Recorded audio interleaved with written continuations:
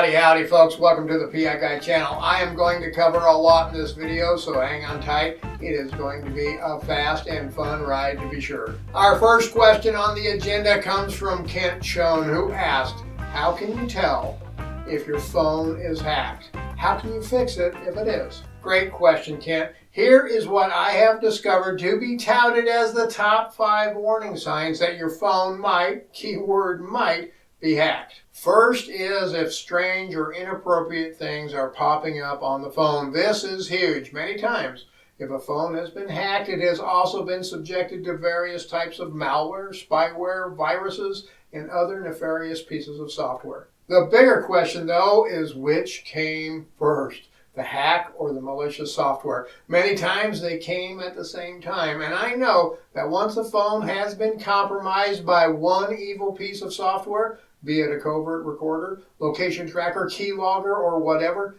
that phone is now in a weakened state and is vulnerable to worse things happening to it. Another great sign your phone may be hacked is if you see texts or phone calls that you have never sent or made that were sent to numbers you are not familiar with. Yes, some hacks use your phone to communicate with others around the world. These are very concerning to be sure, as it is not only invading your privacy, but it also uses your resources for nefarious purposes. Then there is higher than normal data usage on your phone. This could be because you left something running in the background that was accessing the data on your phone, or you forgot to switch back to Wi-Fi, or your normal Wi-Fi access is no longer available. Hackers love to gain access to phones, then use that phone's data access or even Wi-Fi access to communicate and transmit information. If your phone has apps you do not recognize, this could be another sign of your phone being hacked. Where did those apps in question come from? Who put them on the phone? Did you know in certain circumstances software can be pushed onto your phone without a person having physical access to the phone? That is right. If someone has access to your Google or Apple ID login credentials, there are ways for them to log in on another device, install software on that other device, and have it pushed over to all other devices using that same account. Another huge thing to watch out for is sudden battery life limitations. You have to be careful here. We all know that batteries just die over time, and if you leave apps running in the background a lot, your battery life will be shortened too. And let's not forget the smart devices we all use all the time. The more your headset piece, your smartwatch, your tablet, your Bluetooth speakers, and all those other devices have access to your phone, it will negatively affect your phone's battery life. But hacker software, malware, viruses, all of those bad and ugly pieces of software out there will often be running all of the time, 24 hours a day, and they do not have a lot of special code written into them to try to save battery consumption. In fact, they may be transmitting via Wi-Fi, Bluetooth, or your regular data every second of the day, draining your battery as they conduct their shady duties. But here is the good news. In most cases, there is a simple way to fix all of this. It is the old factory reset. Wait, don't just run off and do a factory reset. First, you need to do a few simple things. Go through all the apps on your phone and uninstall the ones you do not trust or are not familiar with. My advice is, when in doubt, uninstall. Now go through all of your contacts and write down on paper or take note on a computer those contacts, their phone numbers, their emails, their names, any information you need to ensure you have all of that data. Next, go through and back up to a computer, send to an email, save on a cloud service, not Apple or Google, or send to a friend all of your favorite pictures, videos, and other necessary files on the phone. You have to do all this because when you factory reset the phone, you will lose everything on your phone. Now you're ready to do the factory reset. If you are not familiar with this process or have any concerns about doing it, then I suggest you go to your phone company's local store or call tech support and ask them how to do it. When you do the factory reset, it will ask you for your Google ID or your Apple ID. Do not, I repeat, do not use your old ID. You need to pick a brand new, never used ID name that no one would ever be able to guess. Don't use your real name. Don't use your maiden name. Don't use your nickname. Use something totally unique. Then when it asks for a password, use a very strong, never used before password that no one could ever guess. Don't use your pet's name. Don't use your mother's name. Use something totally arbitrary like this. Then when it asks for a pin, use a pin. Again, nothing you have ever used before, and don't get cute about it. Don't use your old pin but backwards. Don't use your birth date or anniversary date. Use something unique. And if you can do 6 or 8 digits, do that instead of 4. Then, if it has fingerprint recognition, set that up as well. You need to do all of these things to ensure that no one who may have had access before can gain access again by guessing all of these things. And make sure you use 2-part authentications on everything, every app, every website, everything. You cannot rely on just pins and passwords to protect you in this day of ever-evolving technology. If you are worried about someone gaining access remotely, then get a Faraday bag like these. I will leave a link below for this and on the PI Guy Gear website for you to check out. This set has 3 of them so you can protect everything electronic. Okay, now on to the next question of the day. RN Thumbholes. Yes, that is his name. RN Thumbholes asked me regarding if I am doing a surveillance, if I ever just try to talk to people, do I ever get worried they may realize someone is following them? And would it be good if they had a mental breakdown while I was doing surveillance on them? Well, RN, let's take it one step at a time, one question at a time here. First, am I ever concerned that someone may become aware of being surveilled or followed? Absolutely. Every single time I go on surveillance. In fact, if you are a surveillance investigator and this concern never enters your mind, you may be doing it all wrong. My biggest concern is to ensure that I am always covert and doing everything I can to ensure my subject does not take notice of me. If I get made, if my subject becomes suspicious, if I get burned, the gig is up. From that point on, the game is over. I get to go home, try to explain the whole thing to my client, and hope that they don't get too mad at me.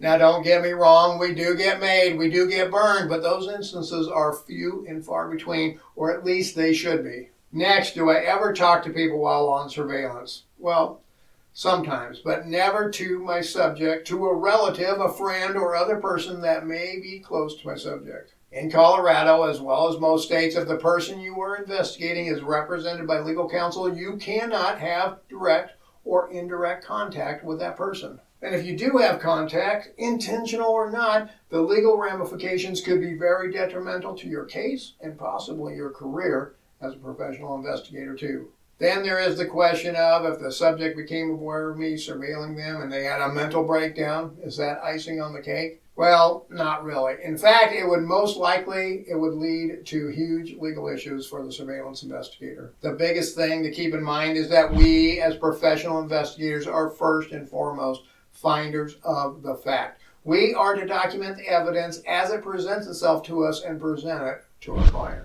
Our job is never to influence behavior. Our job is never to get the dirt on someone. Our job is never to produce only what the client wants. We observe, document our observations, be it written, video, photographic, or whatever other means makes sense, and present those facts. It is up to the court or whatever ruling body that presides over that matter to then decide if the person is innocent, guilty, or somewhere in between.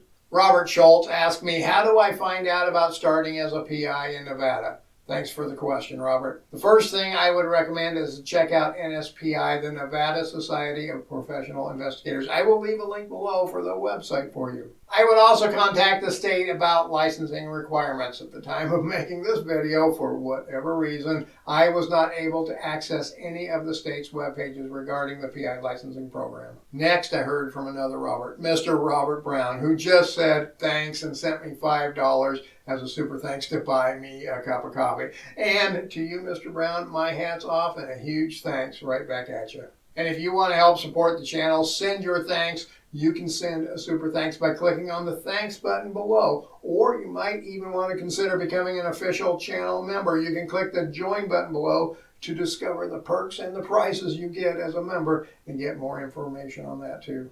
Shaban the Great asked me, how do you find burst and drop? Something that they can turn on and off. Shaban is referring to bugs, hidden recorders, and other technical surveillance devices. A drop device is a device where the person simply deploys a recording device that does not send any signals. In the event someone is using a drop device, they must first have access to the area where they will be dropping it, and they must have access to the space to retrieve the device later. When we say drop, we mean hiding it. It won't usually be dropped in the middle of the floor, but they may drop it behind a couch, place it in a heater vent, tuck it behind some knickknacks or any other place they feel it will be hidden, safe, and able to record. Burst devices, while similar to drop devices, do not regularly transmit their data. They transmit the data on a schedule.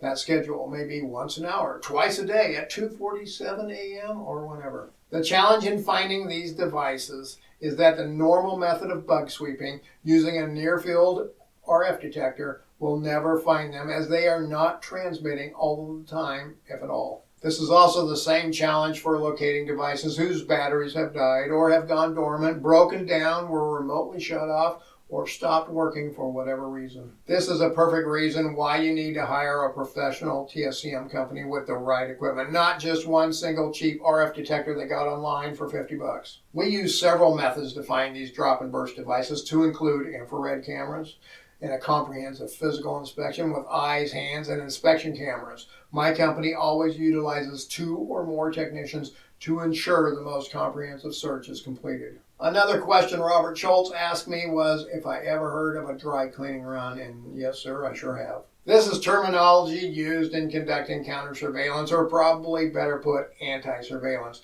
In a dry cleaning run, or what some refer to as a cleaning run, you would do things such as entering a very crowded space like a movie theater, a concert hall, a shopping center, then quickly exit through another door or exit. In most cases where this is being used, the surveillant would do several cleaning runs throughout the day at several locations and can take several hours. This way they ensure if there are multiple operatives following them, he could lose them or shake them at multiple locations. For most PIs, this will never come up, but my company has done a good deal of counter-surveillance and assisted clients with anti-surveillance, and this is a method we have used to ensure there is no one following them and to help identify if someone is following them and who is following them. Brown Eyes asked me, is there any way to tell if there is a GPS tracker on my vehicle for sure? Thank you, Brown Eyes. I appreciate the question. There is no way to know with absolute certainty without stripping the cars down completely, but if you hire a reputable TSCM company, you can know with a good deal of certainty after they have swept the vehicle. A good bug sweeping company is going to, first of all, have several pieces of equipment to do every sweep, including a vehicle sweep. My company, for instance, treats a vehicle sweep the same as a residential or a commercial sweep. We use the same equipment and more to try to identify GPS and other tracking devices. A GPS, Wi-Fi, or Bluetooth tracker is a lot like those drop and burst devices we discussed earlier. A GPS tracker is not transmitting all the time, except maybe when the vehicle is moving. I said maybe, because some only transmit location once a minute or once every 5 minutes. And when they are parked, they only transmit a low-powered signal, which we call a heartbeat, every 45 to 90 seconds or so. Thus, if you are not really close to it at the time it transmits, you will never get a signal with a near-field detector. So we bring in other equipment to help us, and part of that includes the inspection cameras and doing a full physical inspection with eyes, hands, and 2 technicians. Does it cost more? Yes. But then once we have completed our sweep, we know we have been as comprehensive as we could without taking apart and stripping down the vehicle. Jesse Parkhurst riddled me this. I have a general contractor that did some work for me and now refuses to give me a W-9 for filing a 1099. Do you know of a way to look up his company's EIN so I can fill out a 1099 on the money I paid him? Well, Jesse, first, let me say thank you so much for watching the videos and for subscribing to the channel. Second, I am not a tax professional, nor an attorney, nor can I give you tax or legal advice. He may not have an EIN. He may only have a Social Security number. For sole proprietorships and LLCs, there is no requirement to get an EIN, or if he is incorporated, a 1099 is not necessary. But based on my experience, what you can do is report it without an EIN. You just put the information in the 1099 that you have and put refused where the EIN box is. Now this goes for independent contractors you hired to do work for you as subcontractors. You mentioned a general contractor. If you hired a general contractor to, let's say, remodel your house, I don't think you do a 1099 for those folks, but check with your tax accountant to be sure. Okay, now if you want to hear more answers to more viewer questions, then you really need to check out this video.